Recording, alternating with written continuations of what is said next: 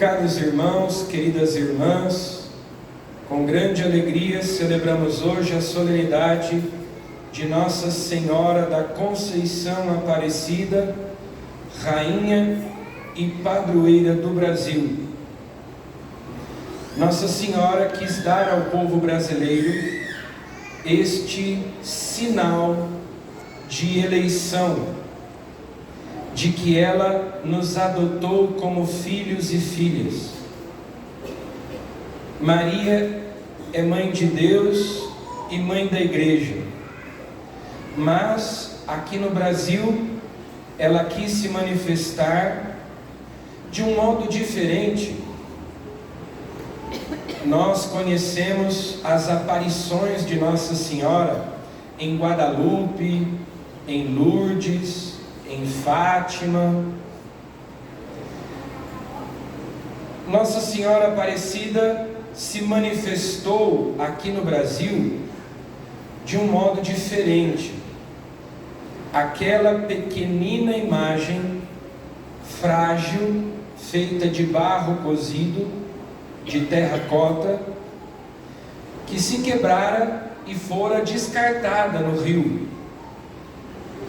E depois aqueles 3 pescadores, em 1717, a encontram milagrosamente nas águas do rio Paraíba, depois de tê-la invocado, depois de terem pedido o auxílio de Nossa Senhora, porque tal como os apóstolos nos evangelhos trabalharam por muitas horas, mas não pescaram nada. E então as redes puxam, primeiro o corpo, depois a cabeça, e uma pesca abundante, extraordinária. Depois a imagenzinha é levada para a vila dos pescadores, e em casa eles começam a rezar o terço, e muitos sinais, muitos milagres começam a acontecer enquanto se reza o terço ali. A imagem enegrecida, porque permaneceu no fundo do rio, lembrando que Maria é mãe de todos. Naquela época em que havia no Brasil a escravidão dos negros, mãe também dos índios, dos portugueses, porque todos esses elementos se encontram ali na imagem de Nossa Senhora Aparecida.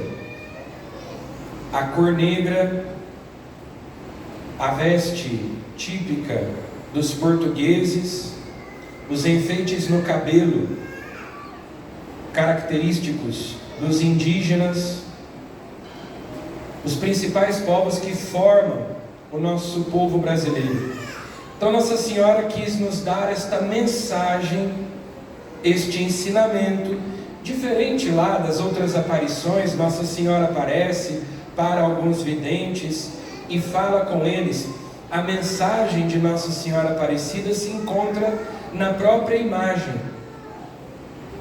Uma imagem frágil, que se quebra facilmente porque é feita de barro. Uma imagem pequena, ela tem só 30 centímetros, com a coroa 40. Uma imagem que estava quebrada, uma imagem que foi descartada, uma imagem enegrecida. Nossa Senhora é a mãe de todos nós, daqueles que são descartados, daqueles que são desprezados.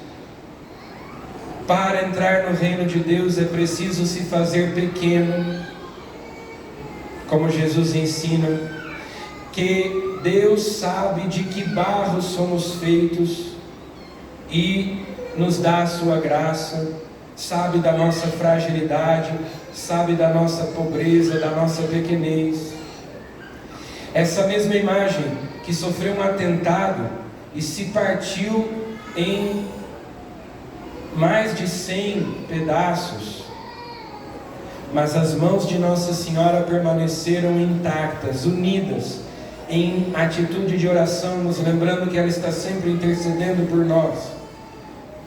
sobretudo quando nós estamos despedaçados, quando nós nos sentimos partidos, fragmentados. Mas Deus sempre é capaz de nos restaurar, de nos recompor. Então existe uma mensagem, assim como existe a mensagem de Fátima, a mensagem de Lourdes, de Guadalupe, há uma mensagem ali em Aparecida, naquela imagem, que nós precisamos saber ler. Nossa Senhora quis nos dar este sinal. É uma mariofania, é uma manifestação da presença, do cuidado, da ternura de Maria para conosco. Um sinal de que ela nos adotou como seus filhos. Ela que é mãe da humanidade inteira, ela que é mãe de toda a igreja, quis que nós aqui no Brasil, terra de Santa Cruz, um país que nasceu consagrado ao Senhor, que nós tivéssemos esse sinal do seu cuidado, do seu zelo. O evangelho escolhido para esta solenidade, as bodas de Caná, nos fala justamente da intercessão de Nossa Senhora, que constantemente intercede por nós. Caná da Galileia ficava perto de Nazaré. Jesus e Maria foram convidados para aquele casamento. Os discípulos de Jesus estavam com ele. Muito provavelmente eram amigos de Jesus e de Maria. Era uma família próxima, até pela proximidade de Nazaré e de Caná. Maria era de casa. Ela tinha intimidade com a família. Ela era uma convidada, mas Maria tem aquele espírito de serviço, que não se contém, que deseja estar a serviço. Então, ela entrava e saía da cozinha, servindo os convidados. Ela era de casa, ela tinha liberdade naquela casa, tinha familiaridade com os noivos, com a família. E esse evangelho nos mostra que Maria era muito discreta e tinha uma grande sensibilidade, aquela sensibilidade feminina, aquela sensibilidade materna. Ela percebeu algo que quase ninguém percebeu. O mestre-sala, que era o responsável pela organização da festa, o mestre-sala era a pessoa que os noivos escolhiam para organizar a festa. Quem devia notar que o vinho tinha acabado? O mestre-sala. E a gente percebe que ele nem se deu conta. E provavelmente os noivos também não. Ele chama o noivo e diz: parabéns, você guardou o vinho melhor para depois. O noivo não entendeu nada. Só quem sabia o que tinha acontecido eram os serventes, que tinham enchido as talhas de água. 6 talhas, em cada uma delas cabiam cerca de 100 litros, ou seja, são 600 litros de vinho. É vinho que não acaba mais, e é um sinal de que o amor, a graça de Deus é superabundante. Deus é generoso, porque, como nos ensina Santa Teresinha, o amor não sabe calcular. Deus não é mesquinho. Deus não se contenta com o mínimo. Deus não é calculista, Ele é generoso. A sua graça é superabundante. O seu amor é infinito. 600 litros. Maria percebe que há um problema. Os noivos vão passar vergonha, vão ficar em maus lençóis, embaraçados com aquela situação. e discretamente, sem fazer alarde, se aproxima de Jesus, que ela sabe que pode resolver o problema. E Jesus não tinha feito ainda nenhum milagre. São João no final diz: este foi o início dos sinais de Jesus. E ele o realizou em Caná da Galileia e manifestou a sua glória, e os seus discípulos creram nele. Por isso, quando Maria, que não tinha visto ainda Jesus fazer algum milagre, pelo menos não publicamente, vai até ele discretamente e apresenta aquela necessidade. Jesus diz: mulher, a minha hora ainda não chegou. Por que dizes isto a mim? A hora de Jesus é a hora da sua glorificação na cruz. É a hora da sua paixão, morte e ressurreição. Lá será manifestada a sua glória. Mas Jesus antecipa a sua hora e começa a realizar sinais. Começa a manifestar a sua glória. É a autorrevelação de Jesus a partir ali das bodas de Caná. Jesus antecipa a sua hora em atenção àquele pedido de sua mãe, que ele interpreta como sendo voz de Deus, voz do Pai. Ele entende que a sua mãe santíssima está sendo a voz do Pai para ele, de que é a hora de ele começar a realizar os seus sinais. Ela, com muita naturalidade, se volta para os servos e diz: fazei tudo o que ele vos disser. Fazer tudo o que Jesus diz, a obediência da fé, como Maria: faça-se em mim segundo a tua palavra. É o segredo para nós vermos milagres. É a obediência. Fazei tudo o que ele vos disser. E os servos obedeceram e fizeram a sua parte, e Deus então realiza o milagre. Assim também que muitas vezes nós não enxergamos quais são as nossas necessidades, mas Maria vê, Maria percebe, e ela as apresenta a Jesus.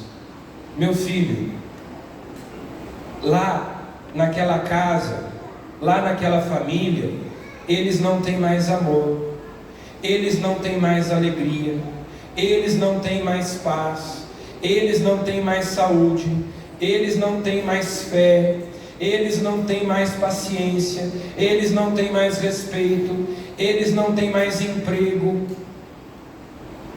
Ela vai apresentando quais são as nossas carências, quais são as nossas deficiências, aquilo que nos falta e que nós muitas vezes nem vemos, nem percebemos, mas ela, porque é uma mãe zelosa, atenta, cuidadosa, percebe, nota e discretamente vai apresentando a quem pode nos dar aquilo de que precisamos, sobretudo as virtudes que nos faltam,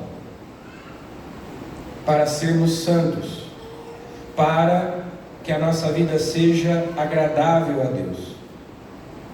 Ela é incansável. Mesmo no céu, ela continua como lá nas bodas de Caná. Ela foi convidada para o casamento, mas ela não ficou sentada sendo servida pelos garçons. Ela entrava na cozinha, saía da cozinha, ia servindo as pessoas. Por isso percebeu a falta de vinho. Ela tinha acesso à cozinha. Ela era de casa. Como na nossa casa, ela deve ser de casa também. Na primeira leitura, a rainha Esther também intercedendo pedindo ao rei Assuero a vida do seu povo.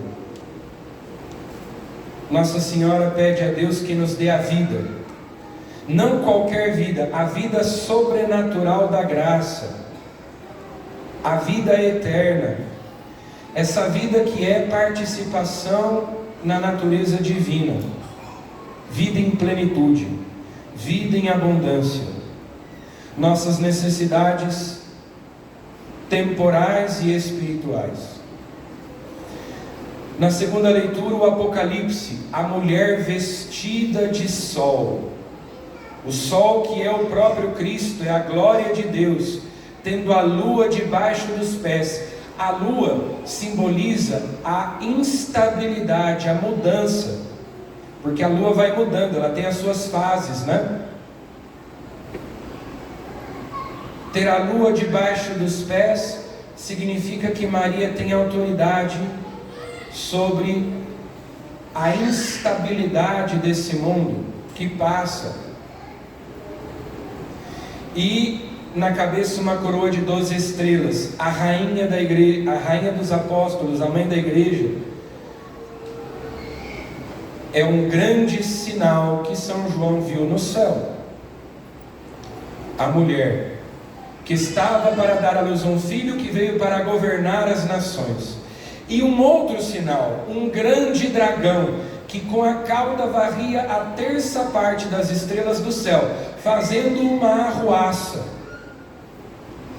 Mas São João diz que quando esse grande dragão se detém diante da mulher, ele para.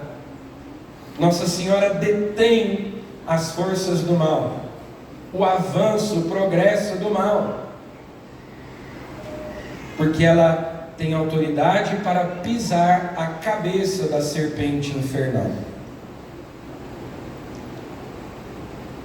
No céu, ela continua exercendo aquela missão que recebeu de Jesus quando estava aos pés da cruz, a maternidade espiritual sobre todos os filhos de Deus, aqueles que foram regenerados pela graça de Deus no batismo. Por isso é que hoje nós cantamos os louvores, homenageamos, honramos, exaltamos, sem escrúpulo nenhum, a Virgem Maria.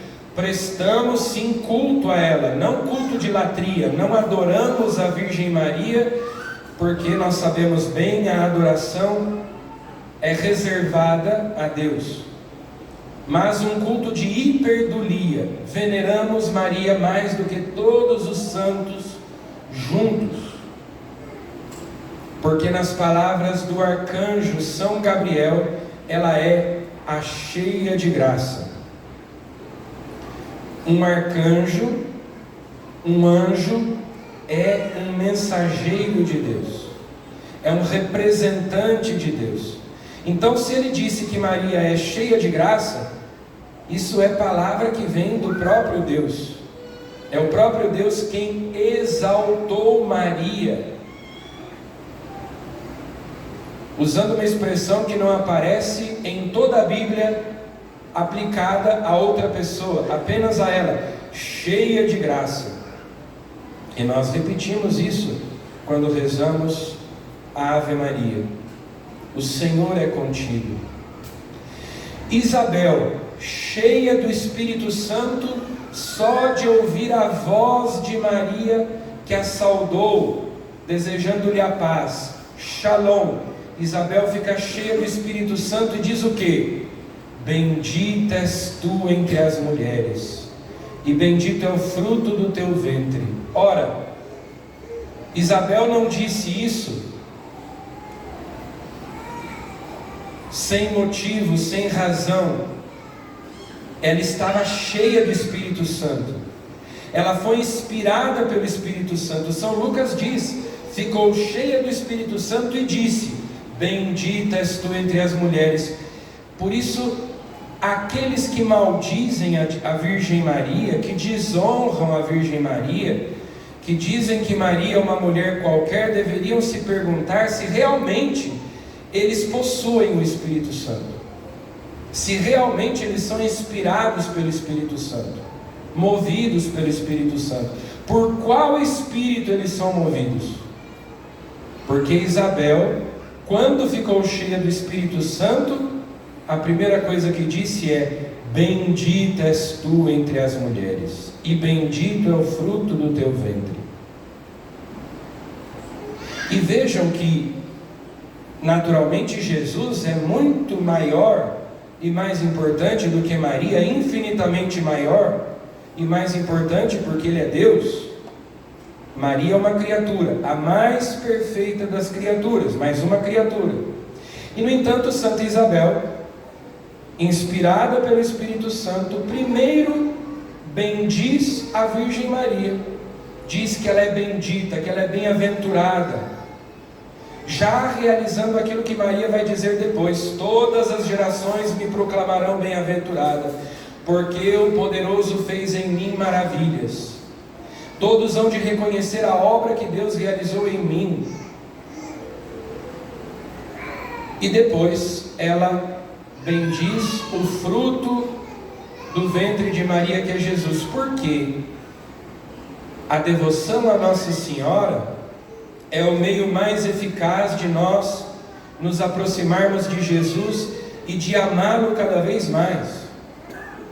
Porque ninguém o amou mais na terra do que Maria, e ninguém o ama mais no céu do que Maria. E ninguém ama mais Maria do que Jesus.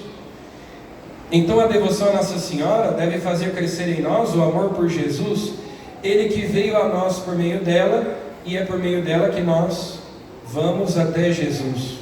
Por isso é que nós, imitando Santa Isabel, repetindo as palavras proferidas por ela, que são palavras inspiradas pelo Espírito Santo, não nos cansamos de dizer: bendita és tu entre as mulheres, e bendito é o fruto do teu ventre, Jesus. Bem-aventurada, santíssima, cheia de graça. Cheia de graça quer dizer santa até não poder mais, santíssima, cheia de Deus. Nós admiramos as obras de Deus, as criaturas de Deus. Uma flor, a beleza de uma flor, a beleza de um pôr do sol, a imensidão do mar. Mas nenhuma dessas obras é maior, é mais bela, é mais perfeita do que a Virgem Maria. Se eu louvo a Deus pelo céu, pela terra, pelo mar e tudo que eles contêm, como é que eu não vou louvar a Deus pela mais perfeita, mais bela, maior das suas criaturas, que é a Virgem Maria? Então hoje sim, nós aqui nos reunimos para louvar a Deus pelas maravilhas que realizou em Maria e que realiza em nós por meio de Maria. Nós a homenageamos, nós honramos aquela que é mãe de Deus e nossa, e que quis nos mostrar que ela especialmente é mãe do povo brasileiro. Rogai por nós, Santa Mãe de Deus, para que sejamos dignos das